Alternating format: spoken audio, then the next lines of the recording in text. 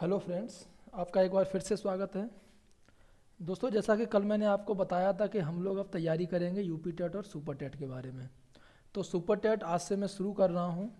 Super TET में सबसे पहला जो सब्जेक्ट है वो मैं लेके चल रहा हूँ सोशल साइंस। कितने कितने नंबर के सब्जेक्ट वाइज क्वेश्चंस आते हैं वो मैंने आपको कल वाले वीडियो में बताए थे। तो अभी हम शुरुआत करेंगे। टोटल 14 सब्जेक्ट हैं, तो पहले सब्जेक्ट से शुरू करेंगे। कोई भी सब्जेक्ट को आप कम लेकर के मत चलिए कि ये 10 नंबर का है, ये 5 नंबर का है। सभी सब्जेक्ट तैयारी कीजिए, क्या पता कहाँ से कौन सा क्वेश्चन आ जाए। सुपर टेट बाकी टेट से अलग है, सुपर टेट में मेरिट बनती है। तो आज का जो सब्जेक्ट है सोशल साइंस, जिसे कि बोलते हैं पर्यावरण एवं सामाजिक अध्ययन। इसमें कुछ टॉपिक हैं, पहले मैं आपको टॉपिक के बारे में बताता हूँ। जैसे कि पहला टॉपिक है इसमें पृथ्वी की आंतरिक संरचना। और इसके अलावा जो कि आज हम ये पढ़ेंगे पृथ्वी की आंतरिक संरचना, उसके अलावा अगर आप देखेंगे तो वह है नदियाँ, पर्वत, महाद्वीप, महासागर व जीव, प्राकृतिक संपदा, अक्षांश और देशांतर, सौरमंडल, भारतीय भूगोल, भारतीय स्वतंत्रता संग्राम, भारतीय समाज सुधारक, भारतीय संविधान, हमारी शासन व्यवस्था, यातायात एवं सड़क सुरक्षा, भारतीय अर्थव्यवस्था एवं चुनौतियाँ, हमारी सांस्कृतिक विरासत, पर्यावरण संरक्षण और प्राकृतिक आपदा प्रबंधन। तो ये सभी जो टॉपिक हैं इन सभी को हम कवर करेंगे और क्वेश्चंस को भी सॉल्व करेंगे।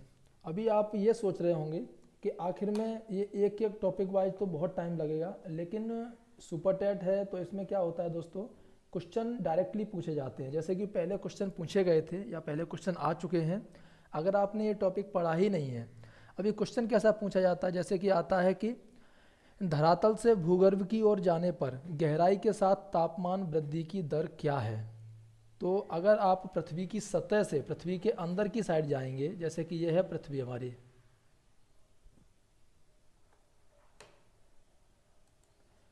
तो इस पृथ्वी में ये जो ऊपर का एरिया है ये तो है सतह। तो अब ये जो सतह है, इस सतह से अगर आप नीचे ये केंद्र की तरफ जाएंगे तो तापमान वृद्धि की दर क्या है, ये क्वेश्चन पूछा था। अगर आपको पता ही नहीं है कि यहाँ पर कितना तापमान रहता है, केंद्र पर कितना है, तो आप इस क्वेश्चन का आंसर नहीं दे पाएंगे या आपने पढ़ा नहीं है। उसके अलावा क्वेश्चन आता है सियाल, सीमा और निफे के रूप में भूगर्भ का विभाजन किसके द्वारा किया गया है। तो आपको क्या पता सियाल क्या है, सीमा क्या है। तो इन सब चीज़ों के लिए हम लोग इस चैप्टर को पूरा पढ़ेंगे और इस चैप्टर में जितने भी क्वेश्चन आपको लगेंगे आने लायक, उन सभी क्वेश्चंस के बारे में बात भी करेंगे। ठीक है दोस्तों, तो शुरू करते हैं। पृथ्वी की आंतरिक संरचना या फिर पृथ्वी की संरचना, जैसा भी बोल लीजिए। तो सबसे पहली बात है, जैसे मान लीजिए हम पृथ्वी के ऊपर हैं। अगर शुरुआत से बोला जाए, ये जो पृथ्वी है हमारी, तो जो हमारे वैज्ञानिक हैं उनके मन में ये बात कैसे गई कि पृथ्वी के अंदर क्या है, क्या चल रहा है। क्योंकि अलग अलग, जैसे अगर धार्मिक बातों में माने तो कभी बताया गया है कि पाताल लोक होता है, कोई बोलता है अंदर कुछ और है। लेकिन जब वैज्ञानिकों के मन में ये बातें कैसे गई, क्योंकि जब कभी भी भूकंप आते हैं या जब कभी भी ज्वालामुखी आता है तो ज़मीन के अंदर से जो चीज़ें निकलती हैं, तो उनके मन में ये सब बातें गई कि आखिर अंदर है क्या।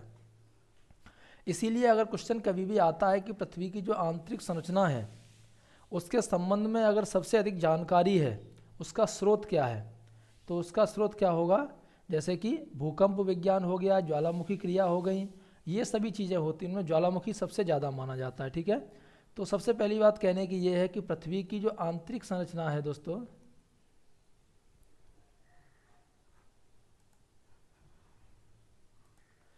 उसकी जानकारी, जो आंतरिक संरचना है उसकी जानकारी, खास करके पृथ्वी के अंदर जो ताप है जिसे बोलते हैं हम भूगर्भिक ताप या फिर ज्वालामुखी क्रिया, याद रखना इस चीज़ को, भूगर्भिक ताप, ज्वालामुखी क्रिया, और जो भूकंपीय जो तरंग हैं उनके आधार पर सबसे ज़्यादा प्राप्त होता है। उसके अलावा चट्टानों का घनत्व है, ये बातें भी काफ़ी हद तक मैटर करती हैं। लेकिन सबसे ज़्यादा जो चीज़ होती है वो होती है पृथ्वी के अंदर का ताप हो जाता है और ज्वालामुखी क्रिया हो जाती है, और जैसे कि भूकंपी तरंगें हैं, चट्टानों का घनत्व है। तो क्वेश्चन आपके सामने अक्सर आता है, जैसे सुपर टेट में क्वेश्चन आया हुआ है कि पृथ्वी की आंतरिक संरचना के संबंध में सर्वाधिक महत्वपूर्ण जानकारी का स्रोत क्या है।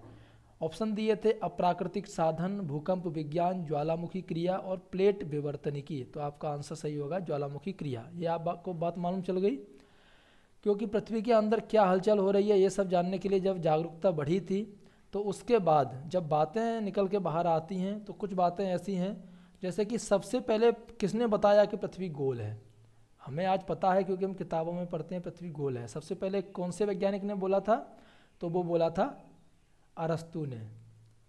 अरस्तु ने कहा था सबसे पहले कि पृथ्वी गोलाकार है।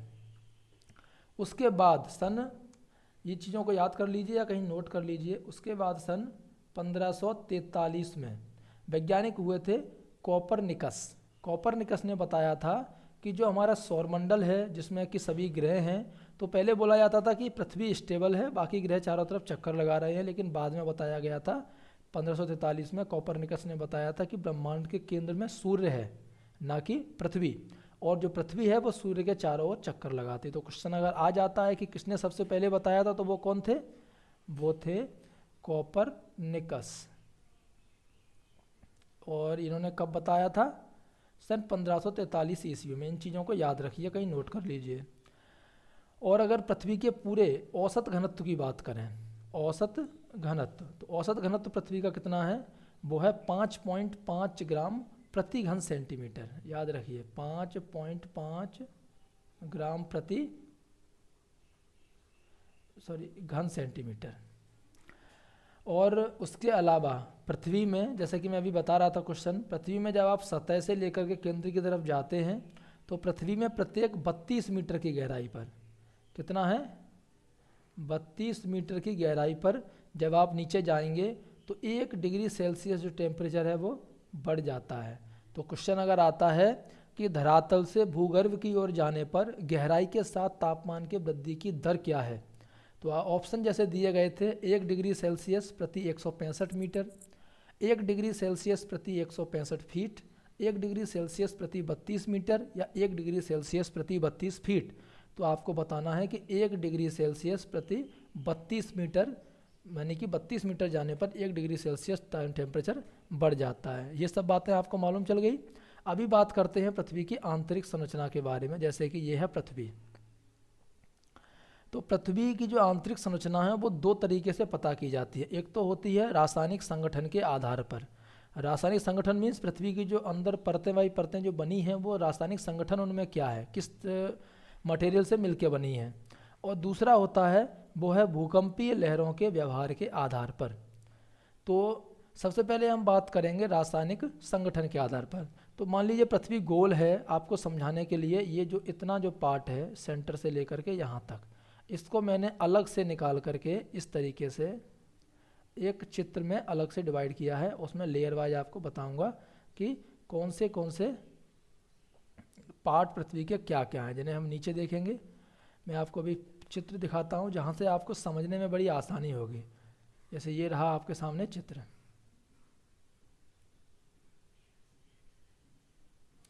तो इस चित्र में आप देखिए ये पृथ्वी का एक टुकड़ा निकाल के दिया हुआ है, पृथ्वी की पूरी संरचना है।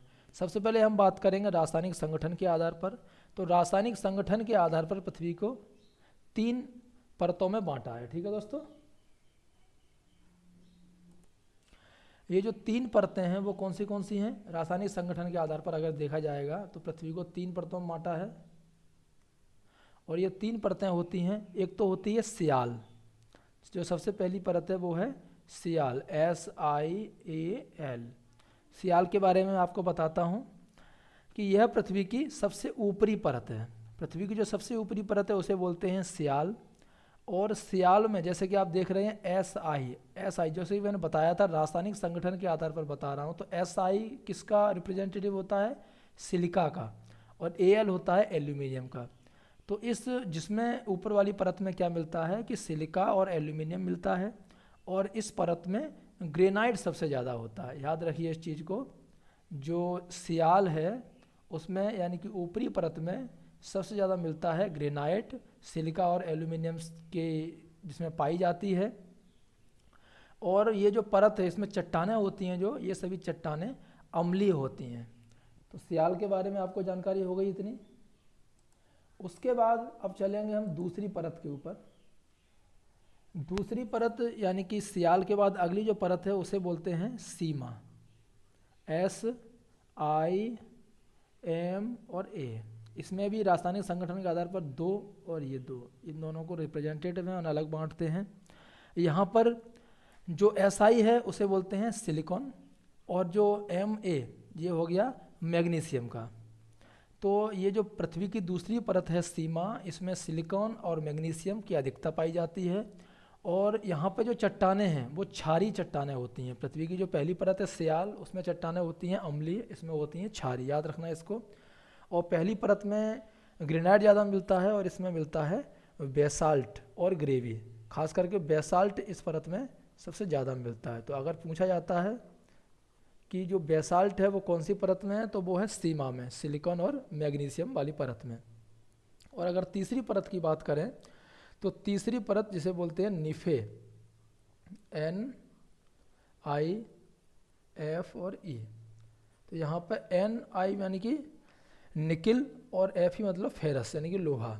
तो जो निफे है ये पृथ्वी की जो तीसरी परत है ये होती है, और इसमें निकिल और फेरस सबसे ज़्यादा पाया जाता है। तो ये तो हो गया आपके सामने रासायनिक संगठन के आधार पर, जैसा कि पहली परत मैंने आपको बताई थी सियाल, दूसरी हो गई सीमा और तीसरी हो गई निफे। इनको याद रखिए। इसमें अंतर क्या है, सियाल में होती है अम्लीय चट्टानें, इसमें क्षारीय चट्टानें, इसमें मिलता है ग्रेनाइट, इसमें होती है बेसाल्ट, और ये है निफे। तो निफे ये जो कि इसकी तीसरी परत है। अभी हम बात करेंगे इसमें भूकंप की लहरों के आधार पर पृथ्वी को जो 3 भागों में बांटा है या 3 स्तरों में बांटा है उनके बारे में। इस आधार पर भी पृथ्वी को 3 परतों में बांटा हुआ है। जो ये भूकंप की लहरों के बारे में बात करें तो जो कि आप इस चित्र में देख भी सकते हैं, सबसे ऊपर देखिए आप, सबसे ऊपर ये जो परत है इसे बोलते हैं भूपर्पटी। भूपर्पटी हो गई परत। उसके बाद उसके नीचे की जो एरिया है ये है, इसे बोलते हैं मेंटल, और उसके नीचे का एरिया है उसे बोलते हैं क्रोड। ये 3 पार्ट हो गए इसके, भूपर्पटी, मेंटल और क्रोड। पहले बात कर लेते हैं हम भूपर्पटी के बारे में। तो जो भूपर्पटी है ये पृथ्वी का सबसे ऊपर वाला भाग है। तो ऊपर वाले भाग में आपने देखा है क्या रहता है, हम लोग ऊपर रहते हैं, यानी कि समुद्र हैं, पृथ्वी है, चट्टानें हैं जैसे हिमालय वगैरह हैं, तो ये सभी हैं इसके ऊपर वाले भाग में। लेकिन जो ऊपर वाले भाग की एक विशेषता क्या होती है कि ये जो एक वैसी भांगुर जो मिट्टी है वो भाग है ये वाला, तो ये जल्दी टूट जाता है। और जो भूपर्पटी है ऊपर वाला भाग, जिसे इंग्लिश में क्या क्रिस्ट बोलते हैं, तो जो भूपर्पटी है इसकी जो मोटाई है वो अलग अलग जगह पर अलग अलग है। जैसे कि महाद्वीप यानी कि ज़मीन पर अलग है, और महासागरों में मोटाई इसकी अलग है, क्योंकि महासागरों की कहीं कहीं गहराई बहुत ज़्यादा है। तो महासागरों में जो भूपर्पटी है उसकी मोटाई महाद्वीपों की तुलना में कम है। कम क्यों है, क्योंकि जैसे भूपर्पटी यहाँ से यहाँ तक है तो ये पृथ्वी से यहाँ तक हो गया, लेकिन महासागरों में क्या है, यहाँ पर गहराई में भी चला गया है काफ़ी सारी जगह, तो वहाँ पर इसकी मोटाई कम है। महासागरों के जो नीचे एरिया है वहाँ पर इसकी औसत मोटाई है वो है 5 किलोमीटर, और जो महाद्वीप हैं उनके नीचे है इसकी मोटाई वो है 30 किलोमीटर। याद रखिए इस चीज़ को। महाद्वीप यानी कि जहाँ पर हम रहते हैं ज़मीन है वहाँ पर यह 30 किलोमीटर तक मोटी है भूपर्पटी, और जो महासागर है वहाँ पर यह है 5 किलोमीटर तक मोटी है। और जो पर्वतीय श्रृंखला हैं जैसे कि जहाँ पर पर्वत हैं वहाँ पर इसकी मोटाई और ज़्यादा है। और जैसे हिमालय पर्वत की बात करें तो हिमालय पर्वत के नीचे जो भूपर्पटी है उसकी मोटाई जितना कितनी है, वो है 70 किलोमीटर के आसपास। इसीलिए यहाँ पर लिखा हुआ है जो भूपर्पटी है उसकी मोटाई है 0 से लेकर के 100 किलोमीटर तक, क्योंकि महासागरों में 5 किलोमीटर ही रह जाती है, महाद्वीपों में 30, पर्वतों में जैसे हिमालय पर्वत में 70 किलोमीटर है। तो ये अलग अलग जगह पर अलग अलग है। जो भूपर्पटी है ये भारी चट्टानों से बनी है, और इसका जो घनत्व है, इसका घनत्व है 3 ग्राम प्रति घन सेंटीमीटर। घनत्व याद रखिए, कभी कभी पूछ लेते हैं या फिर नॉर्मली आपको याद होना चाहिए। तो भूपर्पटी है उसका घनत्व होता है 3 ग्राम प्रति घन सेंटीमीटर। और महासागरों के नीचे जो भूपर्पटी है उसकी जो चट्टानें हैं वो बेसाल्ट से बनी हुई हैं, इस बात को भी याद रखें। तो ये तो बात क्लियर हो गई आपकी भूपर्पटी के बारे में। भूपर्पटी से नीचे आप देख रहे हैं कि यहाँ पर पॉइंट लिखा हुआ वो है दुर्बलता मंडल। दुर्बलता मंडल अक्सर पूछ लिया जाता है, तो इसके बारे में आपको भी बताता हूँ क्योंकि इसके बारे में भी क्वेश्चन आ जाते हैं। अगली जो परत है वो है मेंटल। मेंटल जो यहाँ पे आप देख रहे हैं लिखा भी है, तो मेंटल कहाँ से कहाँ तक है, जहाँ पर भूपर्पटी ख़त्म होती है यहाँ पर, यहाँ से लेकर के यहाँ तक मेंटल है। लेकिन अगर इस जगह की बात करें, ये यहाँ पर देखिए इस एरिया को, ये एरिया इतनी इतनी जिसमें कुछ भाग मेंटल का है कुछ भाग भूपर्पटी का है, इसे बोलते हैं स्थल मंडल। इसमें क्या लिखा है, भूपर्पटी और ऊपरी वाला जो सबसे ज़्यादा ठोस मेंटल है उसको मिला करके बनता है स्थल मंडल। और उसके बाद का जो ये एरिया है ये है दुर्बलता मंडल। दुर्बलता मंडल की खासियत क्या है, यहाँ पर जो है जैसे एक कीचड़ होता है उस तरीके से यहाँ पर पदार्थ भरा हुआ होता है, यानी कि दुर्बल पदार्थ होता है। और जब ज्वालामुखी आता है तो जो लावा है वो इसी एरिया से निकलता है, लावा का स्रोत यही है। तो जो भूगर्भ में अगर देखा जाए तो भूपर्पटी के नीचे का भाग मेंटल है, और उसके अलावा ये जो मेंटल है इसकी जो गहराई है या मोटाई है ये है 2900 किलोमीटर। मेंटल का जो ऊपरी भाग है वो हो जाता है दुर्बलता मंडल, और दुर्बलता मंडल की जो चौड़ाई है वो कितनी है, 400 किलोमीटर तक है। याद रखें, दुर्बलता मंडल है वो 400 किलोमीटर तक है। और जो ज्वालामुखी जब फूटता है कहीं पर तो वहाँ से जो लावा निकलता है, तो लावा का जो मुख्य स्रोत कौन सा है, दुर्बलता मंडल। आगे अगर कोई भी आपसे पूछता है कि जो लावा फूट रहा है तो लावा का मुख्य स्रोत क्या है, तो वो क्या है, लावा का मुख्य स्रोत है दुर्बलता मंडल। इस बात को आगे हमेशा याद रखें, कभी भी पूछ लिया जाता है। दुर्बलता मंडल है क्या, मेंटल का ऊपरी वाला भाग। भूपर्पटी और मेंटल का जो ऊपरी भाग है वो मिलकर के स्थल मंडल बनाते हैं, जो कि मैंने आपको बताया था अभी। और स्थल मंडल की मोटाई होती है 10 से लेकर के 200 किलोमीटर के बीच में। यूपीटीईटी और सुपर टीईटी इन दोनों में ही इस टाइप के क्वेश्चन आते हैं, जो क्वेश्चन मैं आपको समझा रहा हूँ। तो यूपीटीईटी में सामाजिक विज्ञान और सुपर टेट में तो आपको कंपलसरी करना ही है तैयारी, उन दोनों के लिए ज़रूरी है। उसके अलावा जैसे दुर्बलता मंडल के नीचे का जो एरिया है, जो जितना मेंटल है ये सभी ठोस है। तो ये तो हो गई बात मेंटल की। अब इसके नीचे है जो क्रोड, अभी हम बात करेंगे क्रोड की। तो जो क्रोड है, क्रोड को समझने के लिए सबसे ज़्यादा जो फ़ायदा मिली है वो किस वजह से मिली है कि भूकंप की तरंगों का जो वेग है उसकी वजह से ही क्रोड को समझ पाए हैं। जो क्रोड और मेंटल की जो सीमा है वो है 2900 किलोमीटर की गहराई तक, यानी कि यहाँ पर आकर के जो सीमा आती है मेंटल की। और उसके बाद का जो नीचे का एरिया है जो है 5100 किलोमीटर, यानी कि टोटल मिला दीजिए तो 5100, बाकी इसमें से माइनस कर सकते हैं, तो नीचे तक है ये क्रोड। तो इस टोटल एरिया में अब आप देख सकते हैं, जैसे कि देखेंगे जो क्रोड में भी दो पार्ट हैं, एक तो ये है आउटर क्रोड और एक ये है इनर क्रोड, यानी कि आउटर कोर और इनर कोर। तो जो आउटर कोर है इसमें ये है द्रव अवस्था में है, और इनर कोर में ठोस अवस्था में पदार्थ है। मेंटल और क्रोड की सीमा पर जो चट्टानों का घनत्व है वो 5 ग्राम प्रति घन सेंटीमीटर है, और केंद्र में 6300 किलोमीटर तक की गहराई तक घनत्व 13 ग्राम प्रति घन सेंटीमीटर है। और जो क्रोड है यानी कि जो कोर है, ये जो भारी जो पदार्थ हैं, जैसे कि मैंने आपको बताया भी था नीफे वाला, निकिल और फेरस यानी कि लोहा, फेरम। तो निकिल और लोहा इन दोनों से मिलकर के बना है। तो ये जो क्रोड वाली परत है इसे आप नीफे परत भी बोल सकते हैं, इस नाम से भी ये जानी जाती है। तो ये तो टोटल बातें हो गई आपको जो मैंने बताई हैं कि पृथ्वी की जो परतें हैं वो दो तरीके से हम जानते हैं। दो तरीके कौन से हैं, दो तरीकों में जैसे कि आ जाता है, एक तो रासायनिक संगठन और दूसरा है भूकंपी जो तरंगें हैं उनके आधार पर इनका बंटवारा। इन दोनों ही बंटवारे में से आपका एक ना एक क्वेश्चन सुपर टीईटी और यूपीटीईटी में पक्का आ जाएगा, तो आप लोग याद रखिए इन चीज़ों को। उसके बाद कुछ छोटी छोटी बातें हैं जिन्हें मैं आपको बताना चाहता हूँ, जैसे कि जो हमारे ऊपर जो भूपर्पटी है जिसके बारे में मैंने आपको बताया था, ये एरिया यानी कि क्रस्ट, तो ये सभी कुछ ना कुछ पदार्थों से मिलकर के बनी है। वो तो मैंने आपको बताया भी है कि कौन सी परत मैग्नीशियम, कौन सी परत सिलिकॉन इससे बनी है। लेकिन जो भूपर्पटी है यहाँ पर कुछ तत्व रहते हैं जिनकी वजह से हम जीवित भी हैं। जैसे कि भूपर्पटी की बात करें स्टार्टिंग में, तो ऑक्सीजन, जो ऑक्सीजन है O2 वो रहती है 46.8, कितनी है 46.8 है, यहाँ पर ये लिख दिया। अब उसके बाद अगर बात करें सिलिकॉन की, तो सिलिकॉन भूपर्पटी में होता है 27.7, अगर बात करें एल्यूमिनियम की तो एल्यूमिनियम है 8.1%। और अगर लोहा की बात करें तो लोहा है 5%। और मैग्नीशियम, इन सब चीज़ों को आप याद कर लीजिए क्योंकि ये भी याद करने वाली चीज़ें हैं। मैग्नीशियम 2.0%।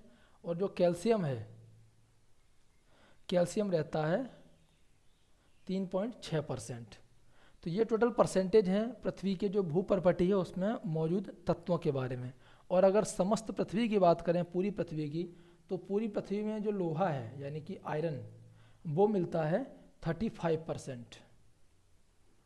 और जो ऑक्सीजन है, ऑक्सीजन मिलती है 30%। और सिलिकॉन अगर बात करें सिलिकॉन की, तो सिलिकॉन मिलेगा 15%। ये पूरी पृथ्वी में है। तो अगर भूपर्पटी में आप देखें तो भूपर्पटी में ऑक्सीजन सबसे ज़्यादा है, लेकिन अगर पूरी पृथ्वी की बात करें तो ऑक्सीजन सेकंड नंबर पर है। तो इसका मतलब है ऊपर के एरिया में ऑक्सीजन सबसे ज़्यादा है।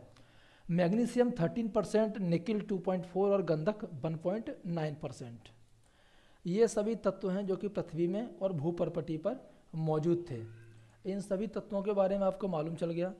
अभी अगर हम बात करें क्वेश्चंस कैसे आते हैं, क्वेश्चन तो हम ऑलरेडी करेंगे, लेकिन उसके अलावा क्वेश्चन आते कैसे हैं, तो जैसे कि एक क्वेश्चन मैं आपसे पूछना चाहता हूँ जस्ट आज के लिए, और आप लोग इसका आंसर मुझे कमेंट बॉक्स में दें। क्वेश्चन है कि स्थल मंडल शब्द किस से संबंध रखता है। जो स्थल मंडल यहाँ पर आपके सामने दिया भी हुआ है, तो आप यहाँ से देख के भी बता सकते हैं। बस कमेंट बॉक्स में आपको लिखना है कि जो स्थल मंडल जो शब्द है वो किस से संबंध रखता है। पृथ्वी का आंतरिक क्षेत्र, पृथ्वी का भूपृष्ठ, पादप और जंतुओं से, या इनमें से कोई नहीं। अब आपको ये बताना है कि जो स्थल मंडल है, जो ये एरिया है स्थल मंडल की, ये कौन सी जगह से संबंध रखते हैं, पृथ्वी के आंतरिक क्षेत्र से, या पृथ्वी के पटल से, भूपृष्ठ से, या फिर जीव जंतुओं से, या इनमें से कोई नहीं। तो आप कमेंट बॉक्स में आंसर ज़रूर दें।